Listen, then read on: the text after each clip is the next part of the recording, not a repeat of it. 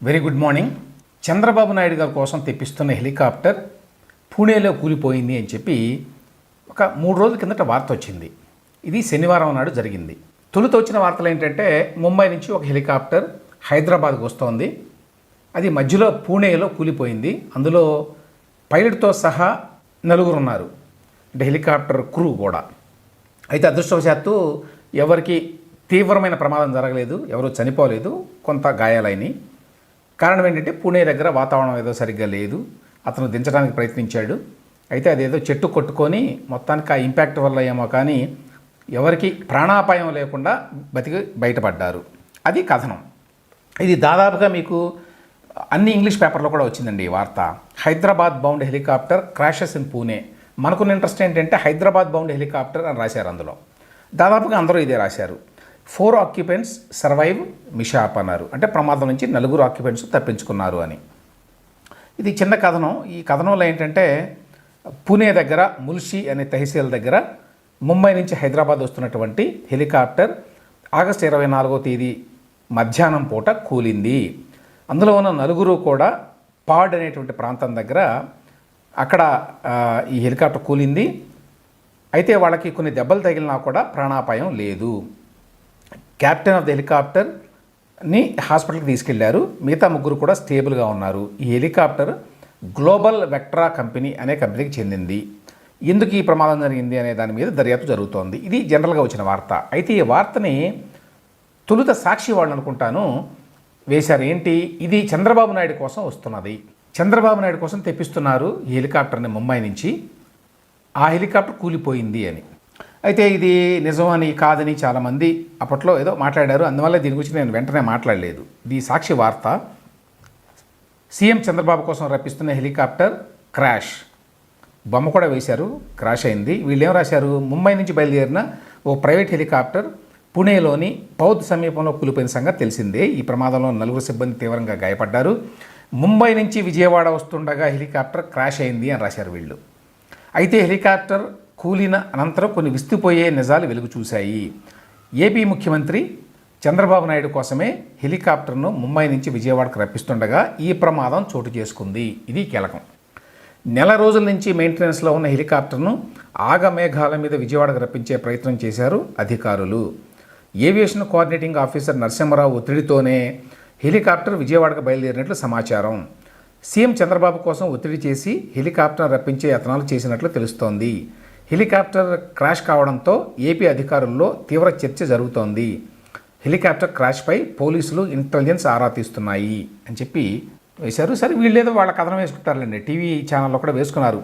ఒత్తిడే కూల్చిందా, మెయింటెనెన్స్లోని హెలికాప్టర్ను ఏపీకి రప్పించే ప్రయత్నం అని ఏదో కొంత దానికి ఒక నెగిటివ్ కలర్ ఇద్దామని ఒక ప్రయత్నం చేశారు. మొత్తానికి ఇందులో చెప్పుకోవాల్సిన అంశం ఏంటంటే ముఖ్యమంత్రి చంద్రబాబు నాయుడు గారి కోసం తెప్పిస్తున్నటువంటి హెలికాప్టర్ కూలిపోయింది. ఇది ఎంత పెను ప్రమాదం, మరి తప్పిపోయింది చంద్రబాబు నాయుడికి ఒకవేళ ఇది జరిగి ఉంటే.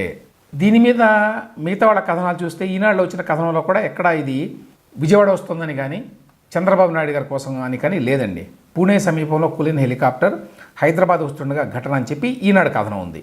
అయితే నేను చెప్పినట్టు ఇంగ్లీష్ పేపర్లో కూడా హైదరాబాద్ అనే ఉంది. ఇప్పుడు తాజాగా ఆంధ్రజ్యోతిలో కథనం వచ్చింది. సీఎం భద్రత గాలిలో దీపమా అని. బాబు కేటాయించిన హెలికాప్టర్పై సందేహాలు. ముంబై నుంచి వస్తూ పూణే వద్ద కుప్పకూలింది. నిబంధనల ప్రకారం 10 ఏళ్ల కంటే ఎక్కువ సర్వీసు ఉన్న దాన్ని అద్దెకు తీసుకోరాదు. అయినా 2008 మోడల్కు అనుమతి. ఏవియేషన్ అధికారుల నిర్లక్ష్యంపై విమర్శలు. హెలికాప్టర్ పనితీరు అంచనాలో నైపుణ్యం లేమి. తక్కువ ఎత్తులోంచి కూలిన పూర్తిగా ధ్వంసం. చంద్రబాబు ఉన్నప్పుడు జరిగి ఉంటే. ఇది వీళ్ళ కథనం. సో వీళ్ళు ఫస్ట్ పేజీలో వేశారు. తర్వాత ఇది ప్రధానంగా ఏంటంటే అధికారుల నిర్లక్ష్యం విస్పష్టంగా బయటపడింది అనేది వీళ్ళ కథనం సారాంశం. 12వ పేజీలో కూడా ఉంది. 12వ పేజీలో కూడా ఏం రాశారో చూద్దాం ఒకసారి. వాతావరణం బాగున్నా కూడా కుప్పకూలిపోయింది అని ఒక మాట రాశారు. తర్వాత 10 ఏళ్ల కంటే ఎక్కువ సర్వీస్ ఉన్న హెలికాప్టర్ను అద్దెకు తీసుకోరాదన్న నిబంధనలు ఉన్నాయి. అంతేకాకుండా వాతావరణం సరిగా ఉందా లేదా అనే విషయంలో అధికారులు స్పష్టమైన నిర్ణయం తీసుకోవాలి. అయితే ఏవియేషన్ అధికారులు వీటిని విస్మరించి గ్లోబల్ వెక్ట్రా అనే సంస్థ నుంచి GVI AW139 2008 మోడల్ హెలికాప్టర్ను విజయవాడలో ల్యాండ్ చేసుకునేందుకు ఈ నెల 24న అనుమతి తీసుకున్నారు. అదే రోజు ముంబై నుంచి హైదరాబాద్కు వచ్చి ఆ తర్వాత విజయవాడకు రావాలని నిర్ణయించారు. ఇది వీళ్ళు చెప్తున్న కథనం. అయితే ముంబై నుంచి వస్తున్నప్పుడు పూణే జిల్లా పాడ్ గ్రామం వద్ద హెలికాప్టర్ అతి తక్కువ ఎత్తులో నుంచి కూలిపోయింది. ఇంత తక్కువ ఎత్తులో నుంచి కూలినప్పుడు హెలికాప్టర్ పూర్తిగా ధ్వంసం కావడంపై నిపుణులు ఆందోళన వ్యక్తం చేస్తున్నారు. హెలికాప్టర్ను ఎంపిక చేసే ఏవియేషన్ అధికారులకు అవగాహన లోపం కారణంగా ఇలాంటి ప్రమాదం జరిగింది అని చెప్తున్నారు అని చెప్పి భద్రతా చర్యలపై అనుమానాలు అని కూడా రాశారు వీళ్ళు. ఏవియేషన్ అధికారుల భద్రతా చర్యలపై అనుమానాలు వ్యక్తమవుతున్నాయి. మొత్తంగా ఏమిటంటే సీఎం చంద్రబాబు విషయంలో అధికారులు ఇంత నిర్లక్ష్యంగా వ్యవహరించడం ఏంటని టీడీపీ నేతలు ప్రశ్నిస్తున్నారు అని వీళ్ళ కథనం ఇది. సో బేసికల్లీ ఏమిటంటే ఈ హెలికాప్టర్ ముంబై నుంచి చంద్రబాబు నాయుడు గారి కోసమే వస్తున్నది అనేటువంటి కథనం ఏదైతే సాక్షిలో తొలుత వేశారో అది కరెక్టే అన్నట్టుగా మరి ఆంధ్రజ్యోతి కూడా వేసింది. ముందు హైదరాబాద్ వస్తున్న మాట వాస్తవమే అయినా హైదరాబాద్ వచ్చిన తర్వాత విజయవాడకే అది it was meant for Chandrababu Naidu గారు. ఇందులో ఇక్కడ చెప్పుకోవాల్సిన విషయాలు 2-3 ఉన్నాయండి. ఒకటి ఏంటంటే యాక్చువల్గా మనకి గతంలో ఈ సివిల్ ఏవియేషన్కి డైరెక్టర్గా భరత్ రెడ్డి అని చెప్పి ఒక ఆయన ఉండేవాడు. ఆయన తెలంగాణ ప్రభుత్వానికి సలహాదారుగా ఉండేవాడు. ఆయన్నే జగన్మోహన్ రెడ్డి గారు అధికారంలోకి రాగానే 2019లో పెట్టుకున్నారు. అప్పట్లో కొన్ని విమర్శలు కూడా వచ్చినాయి. తెలంగాణ ప్రభుత్వానికి ఉన్న వ్యక్తి అయినా ఇంకెవరో దొరకలేదా, మరొకరు ఒకే వ్యక్తి 2 ప్రభుత్వాలకి పనిచేస్తారా అని. సరే అదేమైందో తెలియదు. ఇప్పుడు ఆయన ఉన్నారో లేదో కూడా తెలియదు. ఇప్పుడు జ్యోతి కథనంలో కూడా ఆయన పేరు లేదు కాబట్టి ఆ భరత్ రెడ్డి గారు ఇప్పుడు లేరు అనుకోవాలి. అయితే ఇక్కడ నేను civil aviation AP Andhra Pradesh airports development corporation limited ఇందులో చూశాను. ఇందులో కూడా ఎక్కడ కూడా ఆయన పేరు లేదు. బోర్డ్ ఆఫ్ డైరెక్టర్స్ ఇది. ఇప్పుడు ఎవరు చూస్తున్నారు, దీని బాధ్యతలు ఏమిటి అనే విషయంలో క్లారిటీ లేదు. అయితే నేను గతంలో చెక్ చేస్తే ఫిబ్రవరిలో ఈ సంవత్సరం ఏడాది ఆంధ్రప్రదేశ్ గవర్నమెంట్ ఒక జీవో ఇచ్చింది. ఈ జీవో ప్రకారం ఏంటంటే వీళ్ళు 2 ట్విన్ ఇంజిన్ హెలికాప్టర్స్ని రెంటల్ బేసిస్ మీద తీసుకోవాలి రాష్ట్ర ప్రభుత్వం కోసం, మరీ ముఖ్యంగా ముఖ్యమంత్రి గారి కోసం. అంటే ఇందుకోసం గ్లోబల్ వెక్టర్ హెలికాప్టర్స్ ఏ హెలికాప్టర్ అయితే కూలిపోయిందో ఇప్పుడు వాళ్ళని ప్రస్తావిస్తూ వాళ్ళు L1 బిడ్డర్గా వచ్చారు అని చెప్పారు. వీళ్ళు ఇచ్చిన వివరాల ప్రకారం ఏంటంటే government propose to procure 2 brand new twin engine helicopters. Twin engine ఉంటే ఏంటంటే కొంచెం మోర్ సేఫ్ అనమాట, సేఫర్ అది. With less than 2 years age, 2 సంవత్సరాల లోపు వయసు ఉన్నటువంటి ట్విన్ ఇంజిన్ హెలికాప్టర్లు కొనుగోలు చేయాలని చెప్పి 2024 ఫిబ్రవరిలో అప్పటి జగన్మోహన్ రెడ్డి ప్రభుత్వం నిర్ణయించింది. To meet the flying commitments of honourable CM of AP and other VVIPs. ఈ ప్రకారం ఈ టెండర్ నోటిఫికేషన్ ఇచ్చారు. దీన్ని తెరిస్తే helicopter shall be twin engine brand new less 2 years old అని చెప్పి వాళ్ళు కొన్ని కండిషన్స్ కూడా పెట్టారు. పెడితే ఇందులో 1,90,75,000 రూపాయలు per month inclusive of taxes అద్దె. ఎంత ఎక్స్పెన్సివ్ చూడండి హెలికాప్టర్.